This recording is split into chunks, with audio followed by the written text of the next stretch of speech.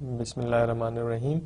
Nowadays we are discussing about, in our research methodology lecture series, about primary data collection and various ways of primary data collection. Today we are discussing about semi-structured, in-depth and group interviews.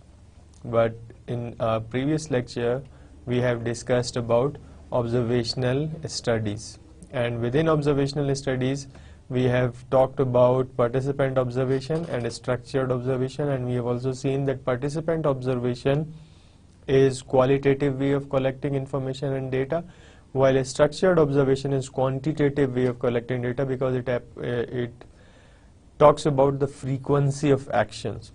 Just to emphasize on these two definitions, I put the slide again because we have to understand these phenomena so that we will be in a position, or we will be in a better position to decide when we are deciding about which particular way of collecting data is necessary for us. So we have to have an understanding that participant observation emphasizes the discovery of meaning attached to actions.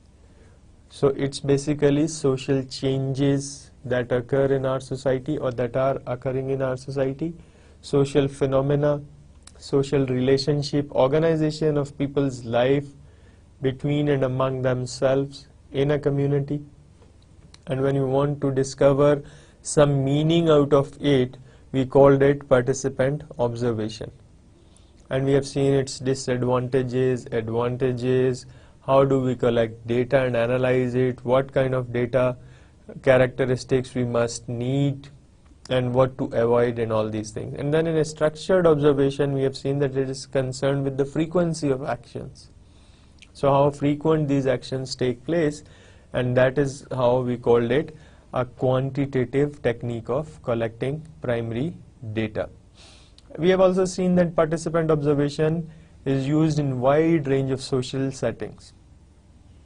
So for example, the marriage pattern, for example, the rituals, customs, values that determine the social interaction between people. So participation observation means adopting a number of potential roles. So neither you become researcher nor you become part of that. So you have to determine what role you are going to adopt to get as much observation as possible.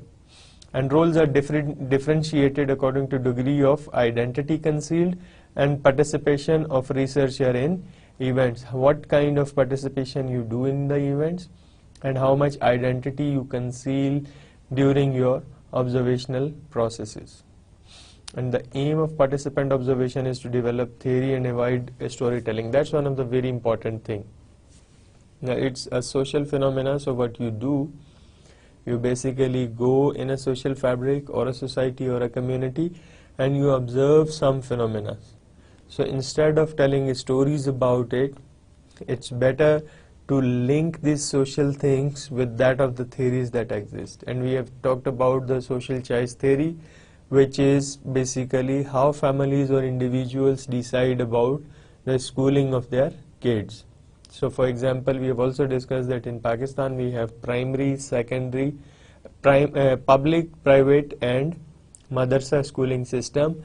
Which children go to what kind of a schooling is basically a choice theory. How do people determine that which child from their family will go to private or public school or go to madrasa? Is it more likely that girls will go to madrasa, or is it more likely that boys will go to madrasa, or is it more likely that boys will go to private school, or is it that girls will go to private schools? And these things you have to observe while living with the families who want to send their kids to school, and they are sending their kids to school. And then when you get the stories for these things, you basically have to link these stories with that of the theory rather than just storytelling. So this is one of the important aspect of participant observation, that you have to link these observations that you had during the field work with that of the theory that actually exists in academic circles. A structured observation, we have already discussed that it deals or talks about frequency of events. So how frequent one or the other event takes place or occurs, and it is characterized by predetermined structured and quantitative analysis. So you have a predetermined questionnaire or a structure based on which you collect data, frequency of events, and you quantify them.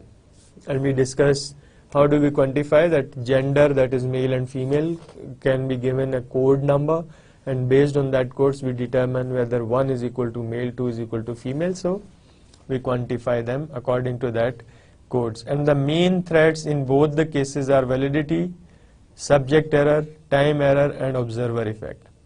And we have seen these are the reliability and validity threats to this kind of data, that the person to whom you are asking information can give a biased information. And if that is the case, how does it help or hinder the reliable and valid results or information collection?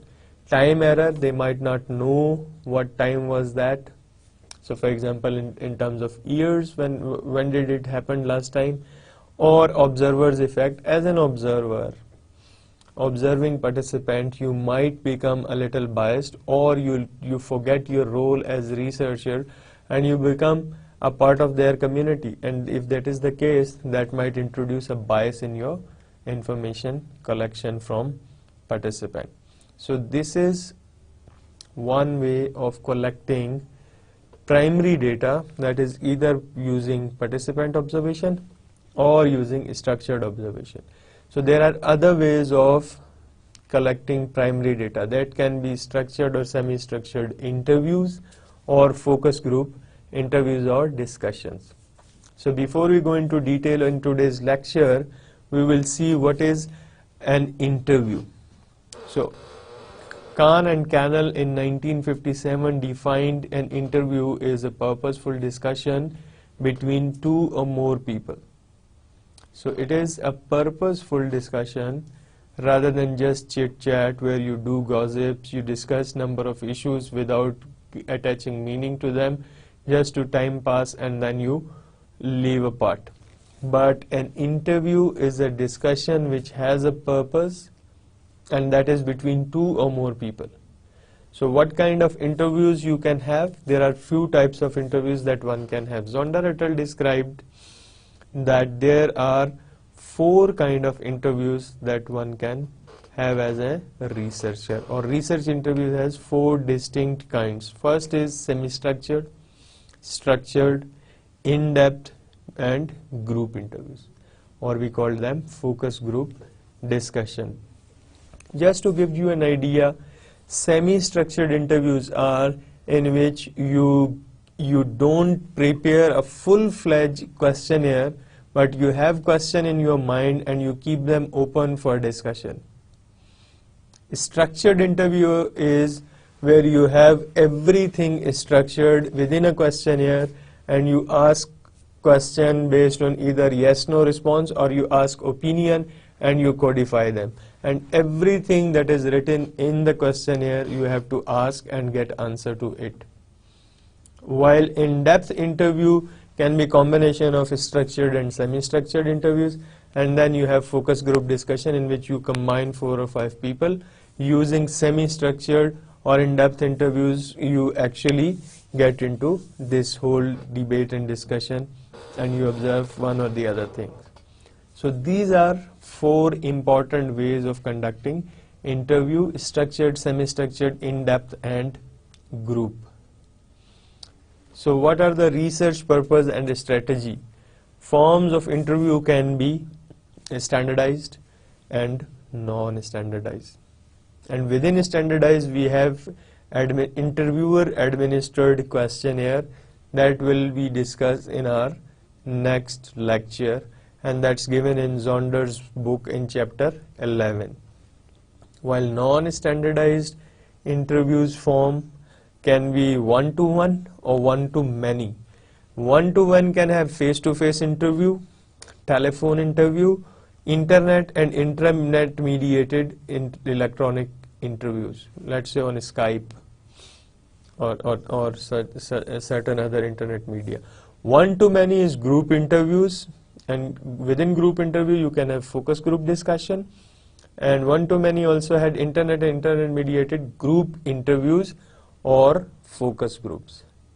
So these are the basic ways in which one can conduct interviews using standardized or non-standardized interview forms. And within a standardized and non-standardized interview forms, you can use one or the other way to get the information or to conduct interview.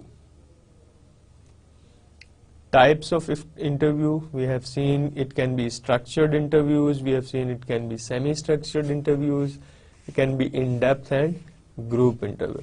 So what is a structured interview? It is basically using questionnaire based on a predetermined and standardized or identical set of questions, and we refer to them as interviewer administered questionnaire. Interviewer administered questionnaire, why we called it?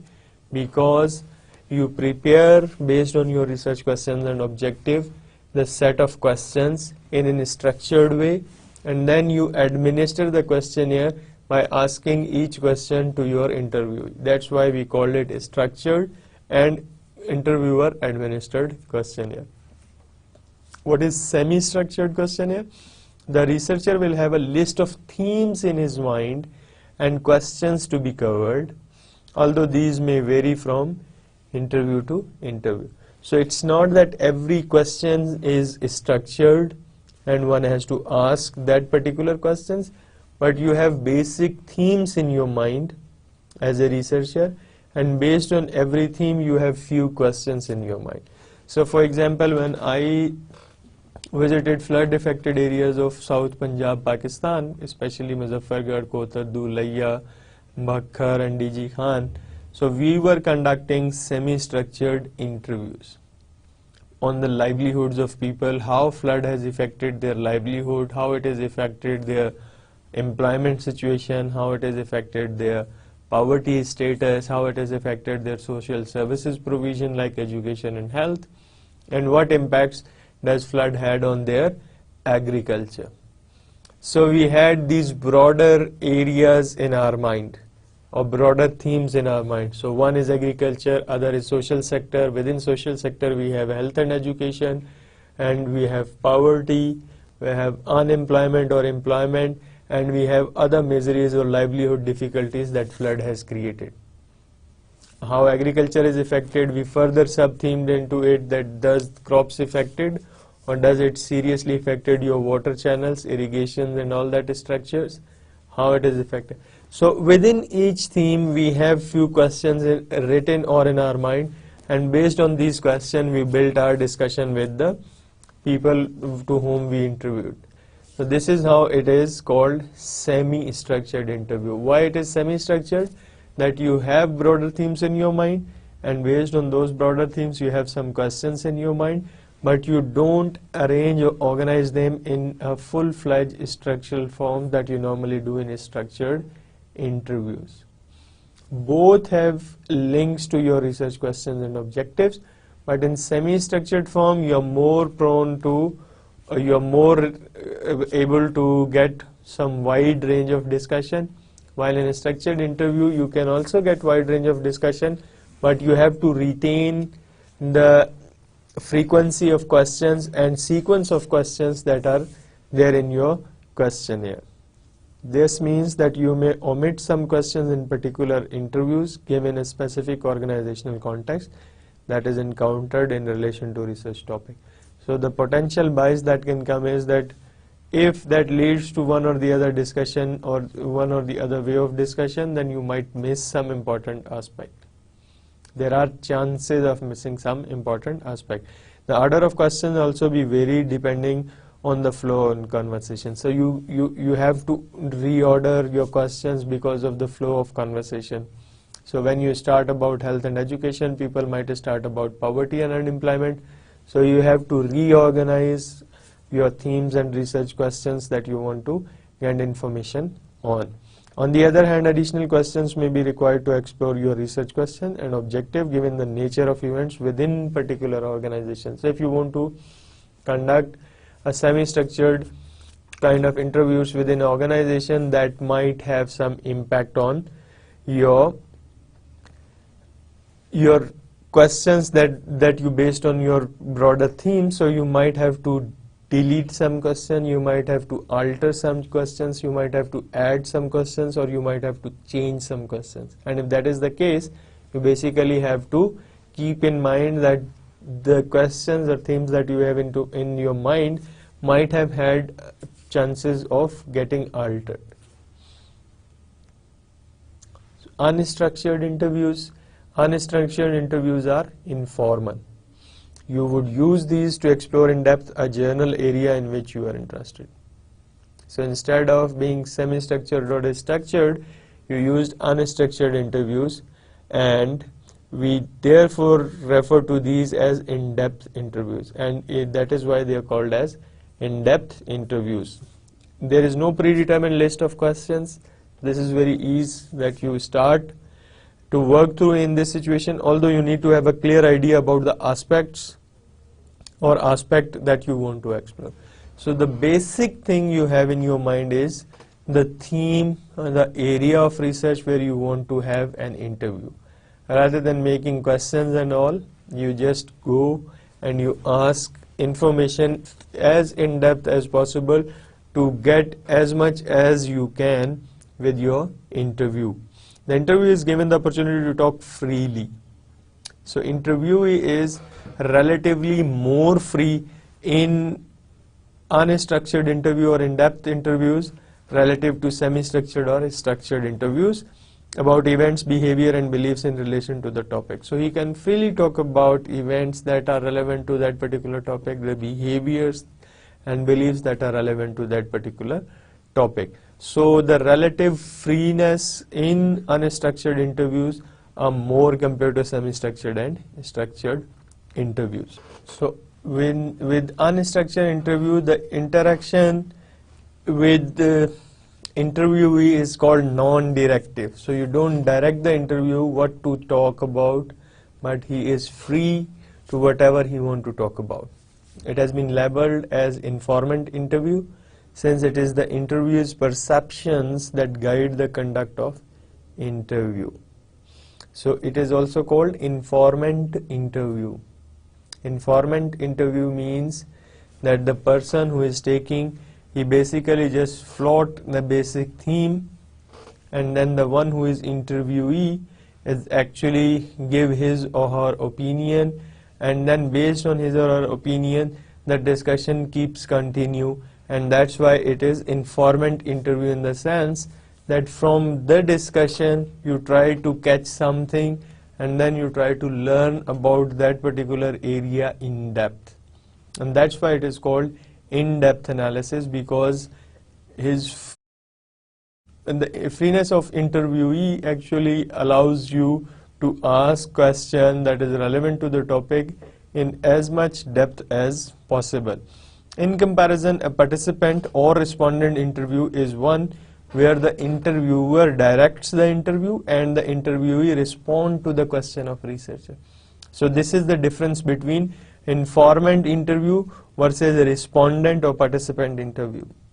So in depth interview, it is also called informant interview because the person who is interviewee is actually guiding what other things can come up as an important aspect of that particular topic. While in comparison to participant or respondent interview, interviewer tells what to answer, what is the question, how do we lead the discussion. So these are the differences that we have to keep in our mind. We can also distinguish between types of interview related to the nature of interaction between researcher and those who participate in that process. Interview may be conducted on one-to-one basis between researcher and single participant, face-to-face, telephone, internet. So the way people interact each other differentiate types of interview, how researcher and those who want to participate or participating have relationship with each other. So it can be face-to-face, when researcher goes to the person who want to interview and ask questions, and question can be structured, semi-structured or in-depth interview. So it can be telephonic, and on telephone it also can be semi-structured, structured, or in-depth. Internet is also the same, and intranet within an organization using the internet, you can also have structured, semi-structured, or in-depth analysis. Or there may be other situation where you conduct a number of participants to explore an aspect of your research through a group of discussion that you facilitate. So that's a group interview or focus group discussion. Interview and type of research. What kind of research we want for which kind of interview? We have seen that we have three kind of main research: explanatory, descriptive, exploratory. I hope you remember what is explanatory, what is descriptive, and what is exploratory. So if you know that, then you will be in a position that which interview form is necessary for, or essential, or frequently used for what kind of study. So in an exploratory research study, in-depth interviews can be very useful to find out what is happening and to seek new insights. So if you want to conduct an exploratory study where you want to explore behaviors or communication skills or ways the product is marketed, then in-depth interviews can be very helpful in that case. Semi-structured interviews may be used in relation to an exploratory study. So explore, when you want to explore behaviors, you can use semi-structured interviews. And in descriptive studies, structured interviews, because you want to describe the phenomena, you summarize the phenomena. For that you need a quantitative information so that you can actually describe or descriptively state or analyze the behaviors or general patterns and means to identify these general patterns. So this is how we can use various forms of primary data collection using structured, semi-structured, and in-depth interviews to analyze our research study. That can be explanatory, descriptive, or exploratory. In an explanatory study, semi-structured interviews can be used in order to understand the relationships between variables such as those revealed from a descriptive study. Structured interview may also be used in relation to an explanatory study in a statistical sense. So it depends that what kind of objective or research questions you have. For various studies, the level of strength of one or the other form of interview distinct or differentiated. So maybe for descriptive study you can also use in-depth analysis, but does it suitable or not depends on what is your research objective or research question. And to make this thing more clear, this table is very helpful, which is given in Zonder's book on research methodology, that how do we use different types of interview in every given main research categories. So we have on top, for example, we will just see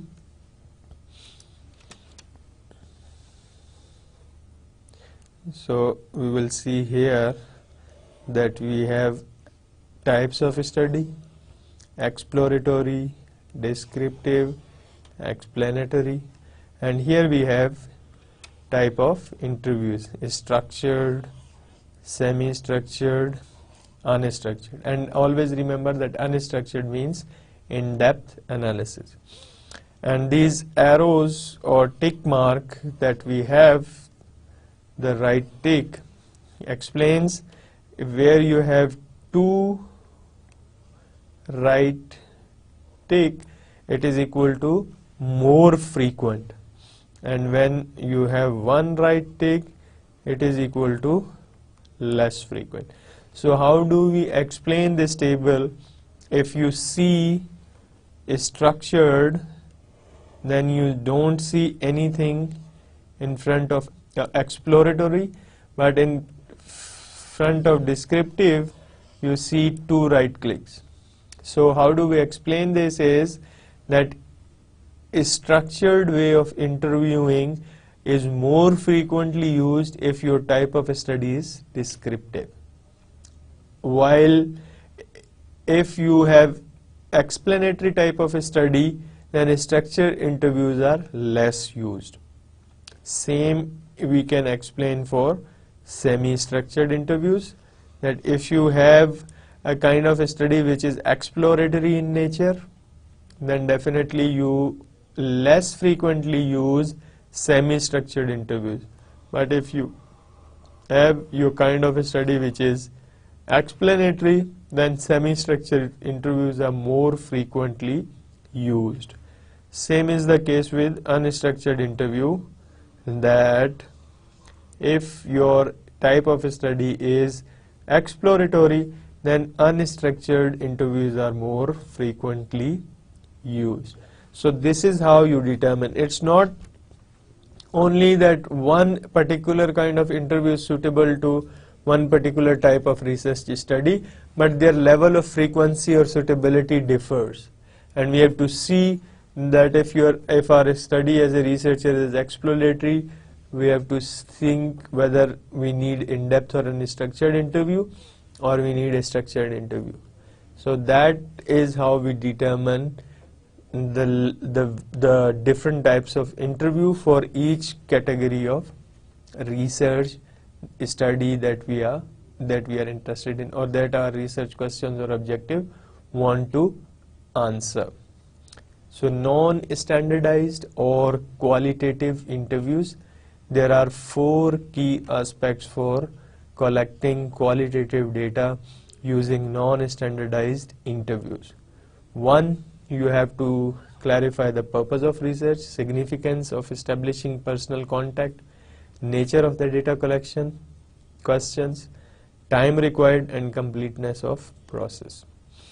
So first you have to understand the purpose of your research by yourself, that you know for what purpose this research is conducted. If you are clear by yourself, keeping in mind your research objectives and the purpose of research, then you will be in a better position to actually explain to your interviewee that why you are conducting this specific interview. What is your purpose of conducting that particular interview? And then you have to establish personal contact, which is very significant when you want to do non-standardized interviews. Because if your personal contacts are not that established, then you might be in a position to lose your focus because you don't know your interviewee, and that might be difficult for you to interview him in a non-standardized format, because you want to have qualitative observations rather than quantitative observation. So understanding your interviewee is very important. Hence, the significance of personal contact is very important in this context. Nature of the data collection and the questions that you want to ask. What kind of data you actually need to answer your research questions and objective. What is the nature of that data that you want to collect from your interviewee using non-standardized or qualitative way of conducting interview. Time required, you have to understand what time is required to get the informations that are required, and the process of completeness, whether if you ask this or that kind of questions within this time frame, do you think you will be in a position to get complete information? If this is the case, it is fine. If it is not, then you have to strategize from the beginning that what kind of questions, particular questions you have to ask so that you can get into the level where you need the information. So these are the 4 important key aspects that one has to keep in mind while conducting non-standardized interviews. 1, purpose of research. 2, significance of establishing personal contact. Nature of data collection and questions. Time required and completeness of process. Data quality. Issues to be considered when collecting data by one or the other means that what kind of issues one has to consider with the quality of data. Again, reliability, forms of bias, validity, and generalizability.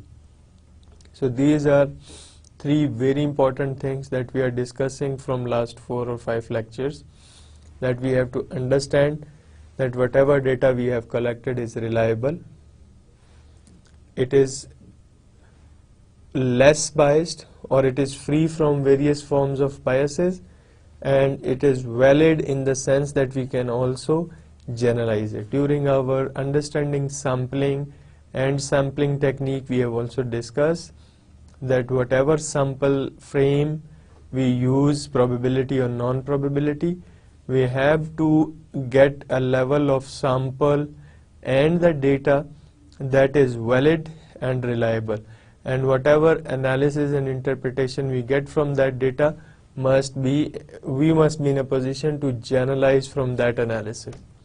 So here also, whenever you conduct interview, which is basically getting data, you have to understand that one has to get a more reliable data. You can clarify facts, you can clarify confusions that is there during interview so that you understand them rightly, you interpret them in a better way, and you analyze them in a more accurate manner. And also this reliability element is linked to various forms of biases. So if you try to ensure reliability, somehow this will also lead to reduce various forms of biases during the interview. That more reliable information collection with less biases definitely had some implications for validity, and once your data and the analysis of that particular data and the information you have is valid, you will be in a better position to generalize them using your analysis and argument. So these are the things that one has to consider under data quality when you are collecting data or primary data using one or the other means of interview. So data quality is or must have this 5 P's for importance of preparation. So before you prepare to check data quality or to conduct an interview, you have to have this answer to these 5 key. That is, prior planning prevents poor performance. So 5P for data quality are very important. That prior planning is needed. Why? Because you have to prevent the poor performance. So whenever you want to conduct an interview as the researcher, you have to decide first what is your objective. Second, what is the research questions that you want to answer. Once you decided about these two things, then you have to decide what kind of interview you are going to conduct and why. Is it structured? Is it semi-structured? It is unstructured? And why do you need that? Based on your project study, whether it is exploratory, explanatory, descriptive, you have to link whether the data you are collecting helps you to write this kind of a study or not. If it is the case, then you will have to prepare beforehand, before collecting interview, that whether you made prior planning. If not, do that. If do it, if you have already done it, check whether did you already miss some important aspect. Check for various things that you want, whether your theme is okay, whether the person you are interviewing is also a relevant person you are interviewing. And once you have prior planning, that helps you to avoid poor performance during your interview. Because if you don't do poor performance, what you do is you don't focus on your main theme. Your research questions might lead you somewhere else, and interviewee might talk about something else. So there must be mismatch between what is in the interview and what is your research objective. So this mismatch might lead to less reliable data, less validity of your data, and you'll not be in a position to interpret and analyze your data in a more generalizable way. So one has to keep track of these important aspects of prior planning and to avoid or prevent poor performance during the data collection in interviews. Interview preparation. What are the associated issues when you prepare an interview? What is your level of knowledge about that particular theme? Interviewers' level of knowledge. Level of information supplied to interviewees. Creating an interview guide. Appropriateness of location. So these are some of the associated issues that one has to consider beforehand. And now we'll see what are these. So first is interviews level of knowledge. If I am as a researcher want to conduct an interview on a particular theme or a topic, what kind of knowledge I personally have about that topic? Do I know the recent debate about it? Do I know how that topic was actually started, based on what the opinions are developed about that? So we have to have prior knowledge or a decent level of knowledge about that particular theme on which I want to conduct an interview. Secondly, I have to convey my message very clearly as a researcher to the person whom I am interviewing. So interviewee must know on what issue the researcher is coming to interview him or her, and what is the purpose of that interview.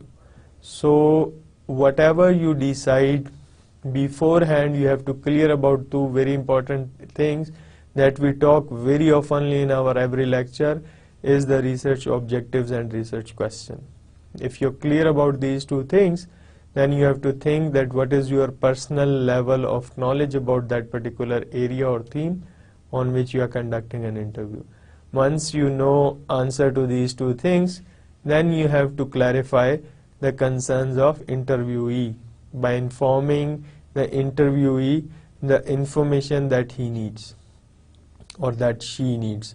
Creating an interview guide, you have to create an interview guide that tells you how you flow your interview when you're asking questions to interviewee. That guide also helps you what topics to cover in depth, and what topics are just to touched upon but not to cover in depth. So this is how you create an interview guide.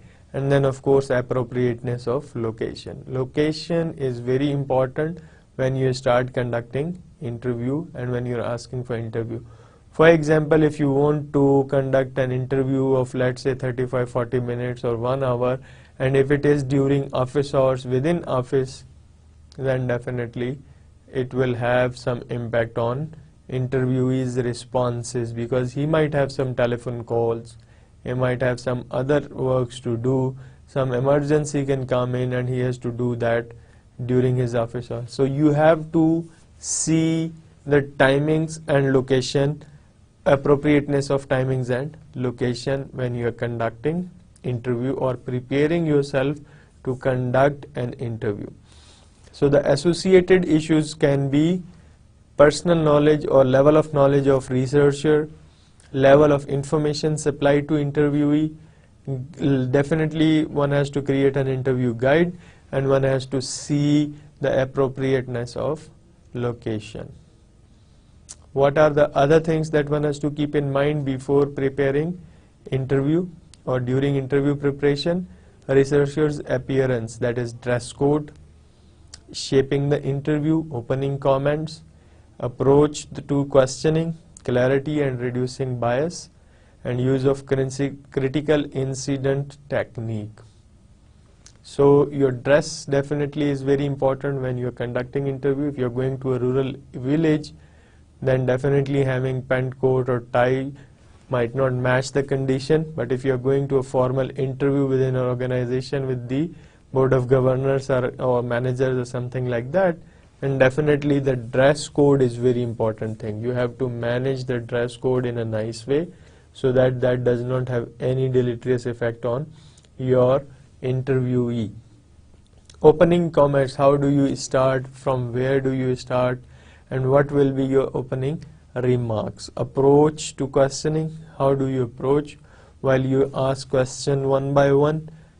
Are they clear to the one who is answering to them? Interviewee understand your questions. Try to reduce biases in your question. You give question rather than answer within question. So this one has to understand while approaching to various questions from an interviewee. And use of critical incidence technique, that we have to use a critical eye on whatever interviewee is responding.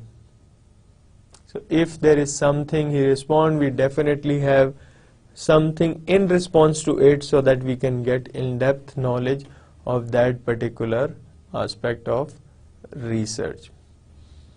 Appropriate interviewer behavior, verbal and non-verbal. Attentive listening skills and testing understanding. Approaches to data recording, notes and tape recording. Cultural differences and bias. So appropriate behavior is important. I mean, I don't want to talk a lot about appropriate behavior, but one has to be conscious about verbal and non-verbal behavior during interview. So it should not be hurting, it should not be harming somebody, it should not be personally biased against or in favor of something. It should be as neutral as possible, so that the interviewee can give more information rather than the interviewer provide him information and he has to forcefully follow something. Attentive listening skills, when interviewee is answering to the question, interviewer must be attentive to listen what the interviewee is saying, how he is or she is saying, and what are the important aspects of that. And linked to it is that, is the interviewer taking notes or recording tapes about what interview is saying on particular theme or issue. If this is the case, that is important, because you cannot remember all the discussion, so you might miss something important. It's better to take notes or record them. But here again, you have to follow the ethical consideration, that if you're recording something, you have to inform the interviewee that you're recording in this or that format whatever he is saying. And if you're writing something, in the end, once you have to get it checked from interviewee, so that you avoid unethical behavior while you're publishing somebody's words in your own writing style. And then, of course, cultural differences and biases. You have to keep yourself cool when you're talking to culturally different background people, and you have to avoid your personal bias among them. So these racial biases between whites and blacks. Within Pakistan, we have this various biases between, let's say, Shia and Sunni. So these kind of biases we have to avoid. Cultural, personal, and religious biases, so that we can get maximum out of an interview. Before we discuss about what are the other associated issues, interview is an important way of getting information for research. So we have to see it from the very basics, from the very beginning, that how the interview process starts. So first thing that you have to have in your mind is that what is your research topic, or what is the theme on which you want to conduct an interview. First, you have to pin it down to a level where you can conduct an interview. So first, the thing that is needed to you is basically the main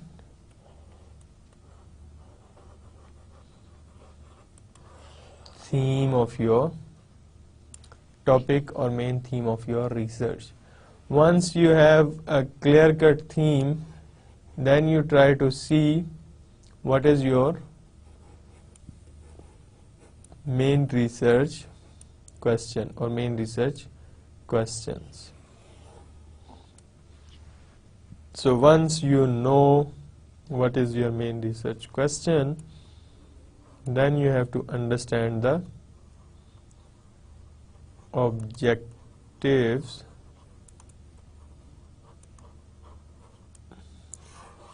of your research.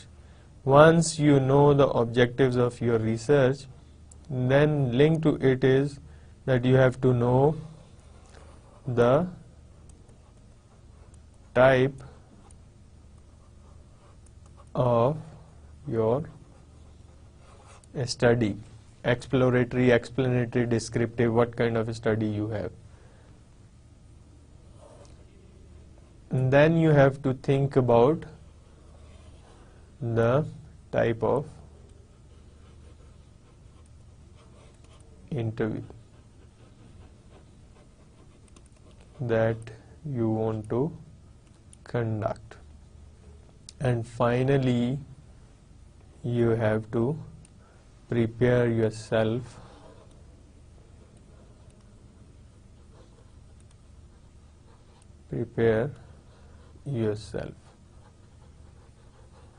for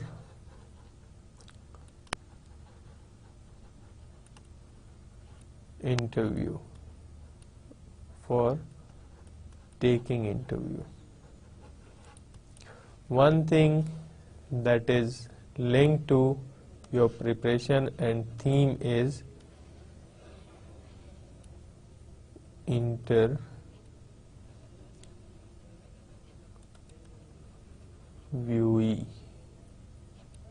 Who is your interviewee?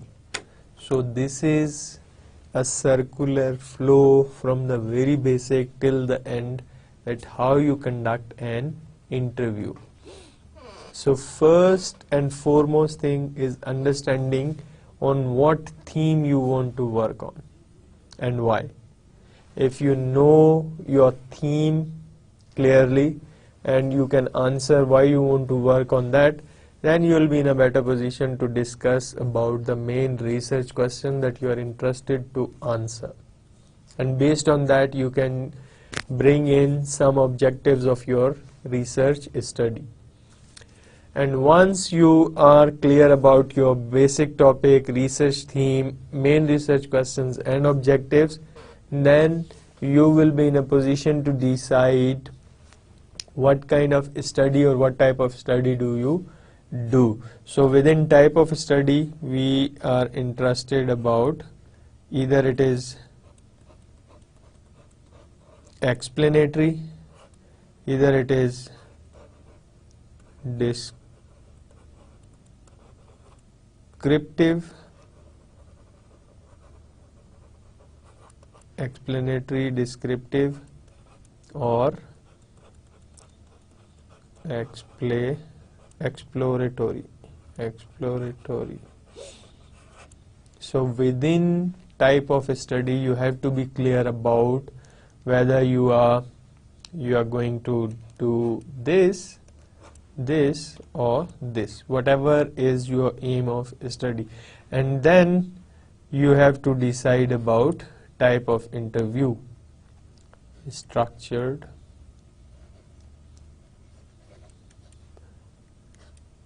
semi-structured, and unstructured. And we have also know that semi-structured and unstructured is also known as in-depth. And then you have to prepare yourself for interview, and then you have to know who is your interview. So once you are clear about your theme, main research questions and objectives, then you have to decide about the kind of study that you want to actually looking for or you want to conduct. Either it is explanatory, descriptive, or exploratory. And based on that, we have already discussed a table which says that what kind of interview schedule is more frequently used in what kind of studies. So either you will go for structured or semi-structured interview, or you go for in-depth analysis. And then you decide whether that particular interview form is relevant to what kind of study you are conducting. So if that is the case, then you will be in a position to decide the further steps. But now you are in a position to see your theme, why you want to conduct on that, your research questions related to that question is your objectives. Based on the objectives, you are in a position to decide what kind of study you are conducting. And based on these three forms, you can be able to answer that this is a particular kind of a study that you are conducting, and based on that you see whether you are using this or that kind of interview technique and why. And after answering that, then you will be in a position to prepare yourself for interview. And when you are in a position to prepare yourself for interview, then you have to see the associated issues with that. And these associated issues are dress code, personal bias, cultural differences, and whatever we have discussed in this thing. And within that, you also have to understand whom you are interviewing. So once you are decide about the type of interview, you will be in a position to prepare yourself for interview. And when you prepare yourself for interview, you have to clear about the whole circle once again.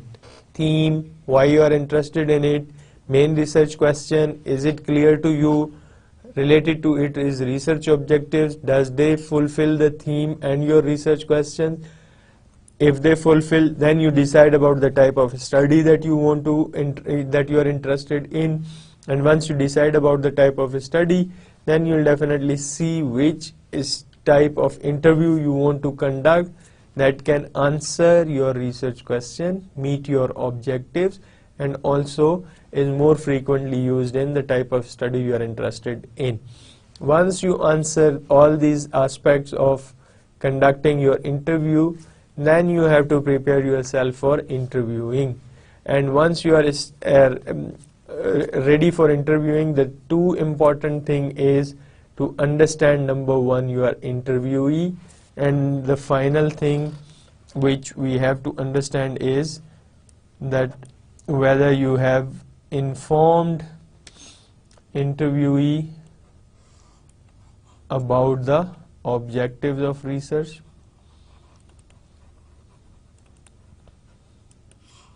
plus other informations, so as interviewee must be clear beforehand that on what issue he is going to be interviewed.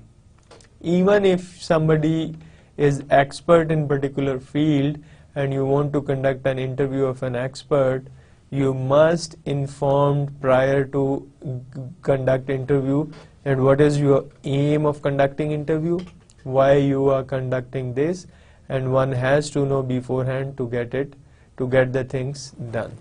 So the other important aspect of this thing is that you have to clearly explain the objectives of your research and the main research questions to the interviewee, and also inform interviewee that your interview might be structured, semi-structured, or unstructured. And with unstructured, interviewee is free to talk whatever he or she want to talk, but with structured and semi-structured interviews, one has to follow a particular guideline. Before you start interview, definitely you have to develop the guidelines for interview, and you have to clarify certain things that we have already discussed, which is associated with the interview: dress code, language, verbal, non-verbal communication, personal bias, cultural differences, and all these things. These are important to avoid because as a researcher, you have to avoid biases in your behavior and interpretation of certain things. If you cannot avoid these things from your behavior as a researcher, then the thing that you get as a data may be less reliable, less valid, more biased, and interpretation and analysis based on that data is less generalizable or maybe less robust and more biased, versus if you are a researcher with no bias or apolitical or unbiased behavior, so then your data is more reliable, more valid, and analysis based on data is absolutely in a position to generalizable to population you are interested in. And this is basically the thing we have to understand before conducting interview. So before I end today's lecture, I want to recap that we are nowadays focusing on primary data collection, and we have talked about in our previous lecture about participant observation and a structured observation, observational ways of conducting or getting information. And in today's lecture we are talking about various forms of interviews, and we have seen that interview is a purposeful or meaningful discussion between at least two or more than two people. And then we have seen that interviews can be of various forms, that is structured, semi-structured, in-depth or unstructured interviews.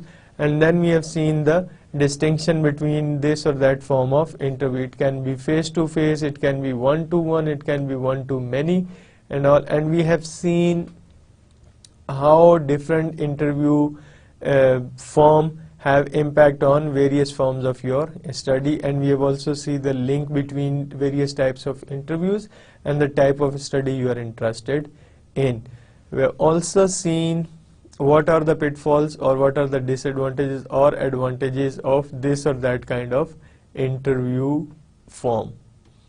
We have not discussed the full length of this chapter. We have had another lecture on this where we discuss about focus group discussion and other non-standardized formats of interviews. So we have also divided interview into standardized and non-standardized format, and within that we have discussed about various things. The rest of the discussion about primary data collection based on interviews we'll discuss in our next lecture, and I am sure that you will understand the difference between participant and structure observation, observational studies, secondary data and their advantages and disadvantages, primary data and their advantages and disadvantages, and within primary data you understand how a structured interview are different from unstructured interview, and how unstructured interview is different from that of in-depth analysis. So or semi-structured interview. So these are various simple things that you have to understand without getting confused, and with this definitely these techniques will help you when you are planning to conduct a research and obtain data for analysis of your research question. So this is very important aspect, not only the primary data and also secondary data, but within primary data the various ways of observational studies versus studies based on interviews are important to understand. You might not use all these things, but I am giving you all the aspects of these studies or the ways of these conducting these studies, because some of you might be interested in one form of conducting an interview while others are interested in another form of interview. Same is the case with observational studies, and similar is the case with secondary data. Might be somebody is interested in documentary, somebody interested in continuous surveys, and some others are interested in ad hoc survey. So we stop here, and I am sure that whenever you listen to these lectures and look at the slides, you will definitely go through the book chapters that are concerned to these slides and lectures, and you will try to build up on these slides and the lecture and reading, so that you can understand in a more better and coherent way how things are working in research. These are some of the steps, very important initial steps that you have to take to understand the whole research methodology in rigorous scientific and systematic way. And if you understand that, definitely that will help you to conduct your dissertation in a more systematic and rigorous and scientific way. And that will also help you to come up with a data set that is more valid, more reliable, and analysis and interpretation from that data is generalizable to the population you get sample from. I stop here and I wish you good luck and thank you very much.